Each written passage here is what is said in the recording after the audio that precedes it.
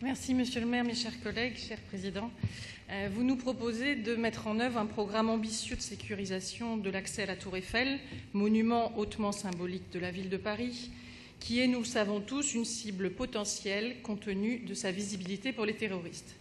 Le projet consiste à fermer, par des clôtures et des murs de verre, l'ensemble du parvis afin d'en filtrer l'accès et de ce fait rassurer les visiteurs.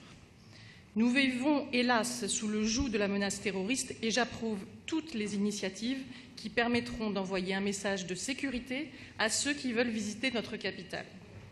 Concernant précisément l'édification de murs de verre, dont on ne peut que se réjouir esthétiquement, ou plutôt des panneaux de verre, terme plus positif, j'attire votre attention sur les risques qu'il y a de les voir dégradés ou tagués, ce qui accroîtrait naturellement le coût d'entretien de ce dispositif.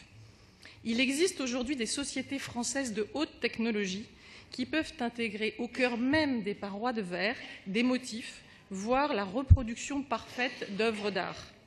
Il y a peut-être dans ce savoir-faire Made in France des pistes pour qu'au-delà de son intérêt sécuritaire, en tout cas pour sa partie vitrée, cette paroi devienne également une œuvre contemporaine remarquable.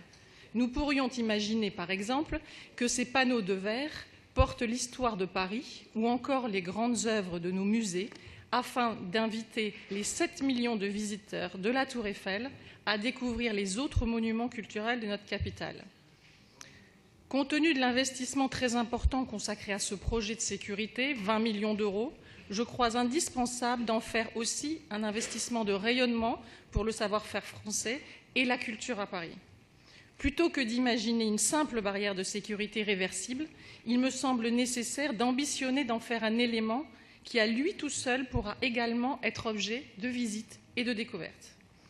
Si ce travail est fait en amont, il est évident que ce qui pourrait devenir alors une œuvre d'art au pied de la Tour Eiffel devra subsister même au-delà de la période d'insécurité que nous traversons.